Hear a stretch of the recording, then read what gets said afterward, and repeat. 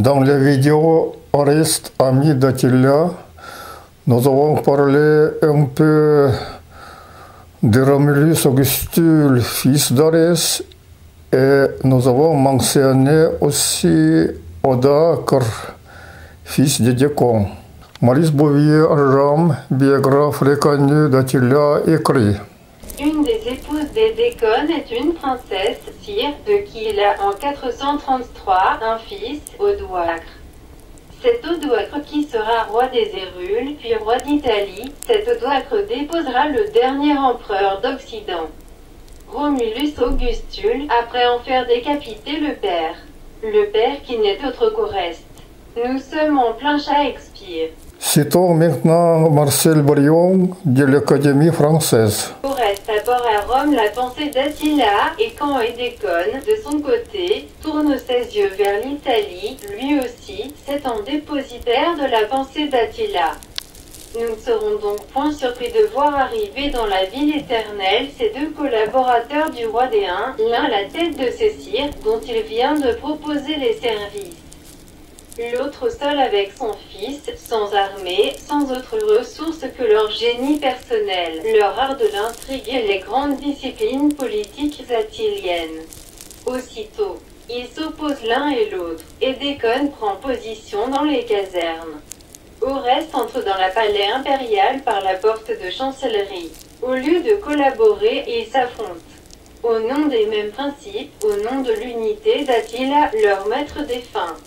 Et comme ils sont trop vieux, l'un et l'autre, pour atteindre une réussite personnelle, ils poussent leurs fils respectifs. Oreste lisse sur le trône ce Romulus qui sera appelé Augustule, et Décon fait prendre à son fils les insignes de général. C'est ainsi que Romulus Augustus et Odoacre, nourris tous les deux des traditions attiliennes, occupent la scène de l'Empire d'Occident, dressés l'un contre l'autre dans une lutte sans merci, au moment où Théodoric, redevenu le conducteur d'un peuple goth, pouvait de nouveau rêver ce grand songe de l'unité que le génie d'Attila cernait dans tous les nobles esprits. Ces propos m'ont beaucoup inspiré. Écoutez les extraits de mon roman Les Amis d'Attila. Oreste donne à son fils, né au printemps de 462, le nom de Romulus, en mémoire de son beau-père. Absorbé par sa lutte contre les Vandales et par les tentatives de soumission des séparatistes gaulois dalmatiennes, Ricimé laisse la Pannonie tranquille et Oreste se sent presque indépendant dans ses propriétés. L'utilisation de l'attelage avec le collier d'épaule facilite grandement les travaux agricoles. Sous prétexte de défense des frontières, il renforce sa milice privée, composée de Huns, et cesse de payer des impôts. Mais beaucoup d'autres propriétaires sont ruinés par les incursions des bandes de barbares et fuient le pays devenu trop dangereux. Oreste garde des relations amicales avec Édécon, devenu roi, qui le visite souvent. Alors Julia, qui a retrouvé la joie de vivre après la naissance de son fils, écoute avec plaisir les souvenirs des vieux amis. Oreste garde également des relations de bon voisinage avec les trois frères, Valamir, Vidimir et Tuidimir, rois des Ostrogoths. Mais les relations entre les peuples germaniques du Danube sont très compliquées. Le forum des œuvres littéraires permet pas seulement d'effectuer l'analyse logique des événements historiques, mais aussi de créer des portraits psychologiques des participants à ces événements et de comprendre mieux les motivations profondes de leurs actions. Romulus Augustule devient le nouvel empereur. Salvien n'a pas compris tout de suite qu'Oreste, le père du jeune empereur et patrice de l'Empire, est son vieil ami. Quand il le comprend, il est frappé jusqu'au plus profond de son âme. Le ministre et le général d'Attila est devenu le régent et le patrice, le commandant en chef de l'armée et son fils est l'empereur. Ensuite naît un faible espoir.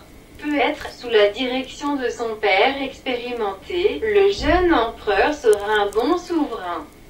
Mais il se rappelle quels espoirs portait Gala Placidia pour son fils Valentinien et comment ensuite ils furent déçus. En été 476, Salvien décide d'essayer de rencontrer et de parler avec Oreste. Le régent le reçoit étonnamment vite.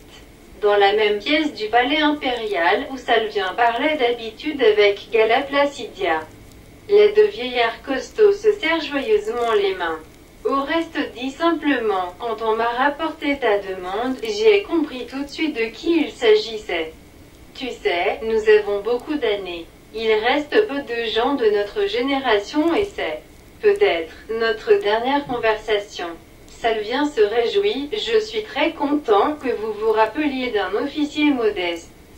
Je vous ai remarqué la dernière fois sur un cheval blanc en tête d'une des armées une quittant son camp sur les champs cataloniques. Maintenant vous êtes le régent de l'Empire. Le patrice dit avec une tristesse non dissimulée, oui, j'ai vécu une vie intéressante.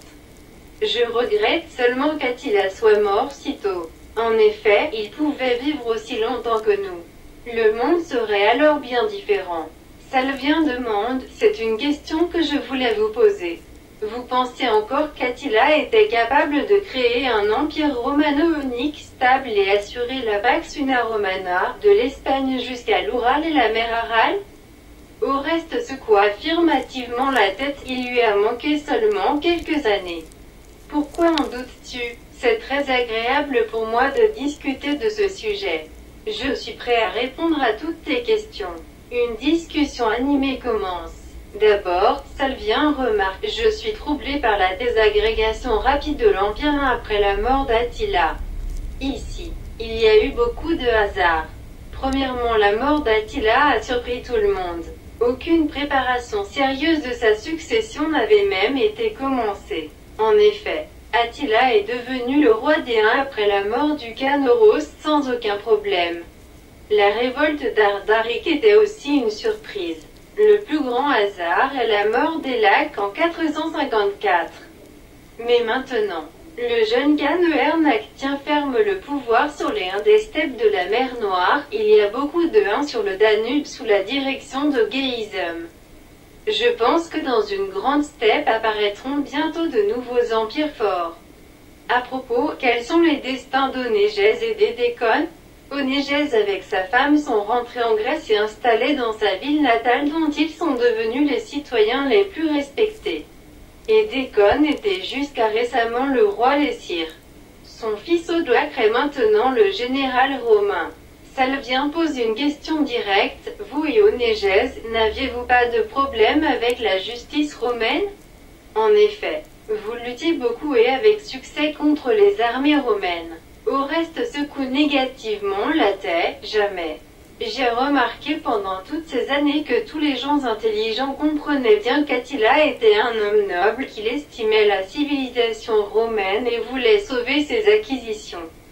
En outre, nous étions invités par le gouvernement de Constantinople qui préférait nous voir comme citoyens que comme conseillers des rois. Nous avons reçu des garanties de notre sécurité personnelle et de l'inviolabilité de nos biens. Après la mort d'Elac et la révolte d'Ardaric, nous étions libres et ne voyions pas un grand intérêt de rester dans la steppe. Salvien continue son extraordinaire interrogatoire. Maintenant l'armée romaine est composée presque entièrement de barbares. Ils commencent à occuper les meilleures terres, se comportent comme des maîtres. Oreste répond avec assurance, les Huns aiment les steppes, ils ne prétendraient jamais aux terres et après le service dans la cavalerie rentreront dans leur pays. Je veux commencer les négociations avec Eärnach et Géizum sur le recrutement pour le service en Italie des corps de cavalerie sous le commandement des vétérans de mon armée 1. L'armée actuelle romaine est extrêmement hétérogène et incertaine. Je rêve que mon fils Romulus soit le fondateur du nouvel empire romain avec une cavalerie disciplinée et une infanterie professionnelle. Vous vous rappelez qu'Avitu est devenu empereur grâce au soutien de l'armée wisigothe. Mais les Visigoths sont bientôt repartis d'Italie avec une insouciance étonnante pour résoudre je ne sais quelles affaires de leur royaume et Avitu a été renversé. Ensuite, la même histoire s'est répétée quand le roi burgonde Gondebaud a proclamé empereur son soldat Glycerius. Vous rappelez-vous maintenant le règne du général suève Ricimé qui a placé sur le trône successivement 4 empereurs à partir de Majorin et en finissant par Olybrius, Salvien Constant. Certainement Attila n'aurait pas changé si fréquemment les empereurs au cas où il refusait de porter lui-même le diadème d'empereur romain. Oreste dit d'un ton persuadé. Il est possible qu'Honoria a péri comme Essus seulement après la mort d'Attila. Dans ce cas, Attila et elle seraient devenus deux co-dirigeants de l'Empire romano-unique même sans se marier. Si Honoria avait péri plus tôt, Attila pouvait convaincre rapidement le pape romain Léon de poser sur sa tête le diadème romain impérial. Il pouvait y avoir d'autres solutions. Dans l'Empire romain d'Occident romain, après la mort d'Attila, les Visigoths, les Burgondes et les Suèves ont tenté de réaliser ces idées. Mais ils n'avaient ni d'assez fortes armées, ni le prestige, ni le génie politique d'Attila. Un officier essoufflé entré rapporte l'insurrection dans l'armée. Les guerriers demandent un tiers de toutes les terres d'Italie. Oreste sourit amèrement, je n'ai pas eu le temps de négocier avec les Huns, maintenant, ce sont les Hérules qui ont décidé d'essayer. Sous la direction d'un ancien soldat de l'armée une qui s'est battu sur les champs cataloniques, de s'emparer du pouvoir en Italie. Qu'il le fera demain, peut-être les Ostrogoths. Mais tous ces peuples sont faibles, ils n'ont pas assez de force pour réaliser toutes les idées d'Attila, même s'il avait des chefs nobles avec des capacités excellentes. J'ai peur que cette anarchie ne se prolonge pendant beaucoup de siècles. Il se lève et donne l'accolade à son interlocuteur, c'est notre dernière rencontre. Le camp des Skyres et des Hérules est agité. Odoacre se tient sur une estrade et essaye de calmer les soldats germaniques. Je vous appelle à la patience. On ne peut pas nier que l'armée ne reçoit pas un tiers du produit fiscal. Mais c'est provisoire. Avec les mercenaires qui seront bientôt engagés, nous allons vaincre les Visigoths et convaincre les Burgondes de payer à Rome un tiers du produit des impôts de la Gaule. Oreste nous promet après ces victoires d'augmenter considérablement votre solde. Les soldats l'interrompent par des cris et des menaces, pas de belles promesses. L'augmentation immédiate de la solde abat les Huns, abat Oreste, aux armes. Odoacre relève la main. Les soldats s'arrêtent de crier. Je vais transmettre à Oreste vos revendications. Restez calme, je pense qu'il cédera. Un officier monte sur l'estrade, la guerre contre les Visigoths sera très dure. Le roi Éric se montre jusqu'à présent imbattable. Nous risquons tous de mourir avant l'augmentation de notre solde promise par Oreste. Tandis que les cavaliers avec leurs arcs puissants évitent les combats corps à corps et ce sont eux qui auront tout car la guerre est une activité qui n'est pas très dangereuse pour eux. Les cris d'indignation s'élèvent des milliers des bouches, abat Oreste, aux armes. L'officier continue, laissons Odoacre discuter avec Oreste. Mais pourquoi les empereurs doivent-ils être toujours romains? Si Oreste refuse, nous proclamerons Odoacre comme empereur. L'air tremble des cris d'enthousiasme. Vive Odoacre! Vive l'empereur germanique, aux armes! Odoacre rougit et fait un geste de protestation. Quand les cris s'arrêtent, il s'adresse aux soldats. En aucun cas je ne serai empereur romain. D'ailleurs, l'Empire n'existe plus. Nous ne contrôlons actuellement que l'Italie.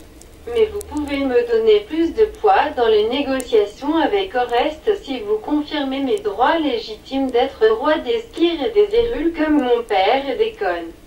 L'officier, qui se tient toujours à ses côtés, s'exclame « Vive Odoacre, le roi des Skyres et des Hérules, le roi des nations, le roi d'Italie ». Les soldats poussent des cris « Vive le roi, vive Odoacre ». 4 guerriers montent sur l'estrade et soulèvent Odoacre sur un bouclier. Le camp de Pavie. Oreste interrompt Odoacre, je ne peux pas céder aux revendications de tes soldats. Euernac m'a promis d'envoyer rapidement les détachements de la cavalerie. L'accord est déjà signé. Dans ce cas, la guerre civile est inévitable. Les soldats sont très irrités. Le patrice regarde tristement son général. Comment as-tu pu trahir ma confiance? Te faire proclamer roi d'Italie. Odoacre commence à raconter les circonstances de la révolte de ses soldats. Oreste fait un signe et les soldats de sa garde tirent leur épée du fourreau et encerclent Odoacre qui s'écrie: les soldats ont voulu me proclamer empereur. Pour les calmer, j'ai demandé de confirmer simplement mon titre légitime de roi d'Esquire et des Hérules comme successeur de mon père et d'Écone, votre ami. Je m'appelle Oreste comme un noble héros des légendes, je tenais au mon nom et j'étais toujours fidèle à mes amis, pense le patrice et s'approche d'Odoacre. Oui. Ton père Édécone était mon grand ami pendant 40 ans. Je ne peux pas tuer son fils. Tu es libre. Oreste ferme ses yeux et pense avec angoisse. Vers quelle fin me portera maintenant mon destin? Les guerriers enragés d'Odoacre attaquent le camp de Pavie, brisent la résistance des troupes d'Oreste. Le fils d'Édécone, impliqué malgré lui dans la révolte contre le meilleur ami de son père, convainc difficilement ses officiers de le laisser parler avec Oreste avant son exécution. En voyant le patrice blessé et ses vêtements déchirés, son cœur se serre. Que Dieu me pardonne, je ne peux pas te libérer. Mais je sauverai ton fils et ta femme. Oreste s'anime. Ma vie a été longue et intéressante. Je n'ai pas peur de mourir. Mais les soldats germaniques sont devenus incontrôlables. Comment veux-tu dans ces conditions sauver ma famille? Je reprendrai le pouvoir en main avec l'aide de mon frère Runulf qui doit bientôt arriver en Italie avec ses guerriers. L'Esquire et les Hérules nous obéiront. Mais tu dois calmer tes guerriers maintenant, je le sais. Ils ne se calmeront qu'après ta mort. Oreste se tait, Odoacre soutient son regard. On entend le bruit des armes et la rumeur des voix menaçantes. Le patrice dit lentement d'une voix étonnamment calme: tu es très troublé. Je le vois. Merci pour ta promesse. Odoacre parle. Les larmes aux yeux, je jure au nom de notre Seigneur et par la mémoire de mon père Édécone que je suis prêt à sacrifier ma vie pour défendre les vies de ton enfant et de sa mère. Quelques années plus tard, la superbe villa de Lucullus, Neapolitanum, dans le golfe de Baïs. Romulus admire les roches percées à jour, suspendues et voûtées, et de grands fossés cavés à force. Pour introduire et faire courir la mer alentour des bâtiments. Il parle à sa mère qui nourrit des poissons dans ses eaux. L'Empire est mort avec mon père. Odoacre se déclare n'être que le roi d'Italie. Il ne touche heureusement pas au Sénat et aux autres institutions romaines qui continuent de fonctionner. Odoacre m'a dit qu'il souligne ainsi que la mort d'Oreste n'a pas été préméditée par lui, qu'il n'aspirait pas au pouvoir impérial. Je le crois car il fait tout pour soulager notre chagrin. Nous vivons en sécurité et sans souci avec un revenu de 6000 pièces d'or qu'il nous a accordé. J'ai donc été le dernier empereur romain d'Occident, oui, mon fils. Ton père était fier que tu portes à la fois les noms du fondateur de Rome et de son premier empereur. Il ne lui a manqué que quelques semaines. Les premiers détachements de cavaliers étaient déjà en route vers l'Italie. Oreste aurait pu vivre encore plusieurs années. Sa santé était excellente. Une fois, il a dit « Je rêve ». Après avoir mené une vie laborieuse, d'avoir une fin joyeuse et tranquille. Devine ma réponse, elle te frappera. Romulus regarde sa mère, voit comme elle est troublée, et devine. Peut-être as-tu dit, comme Lucullus, Julia sourit tristement, tu me comprends parfaitement.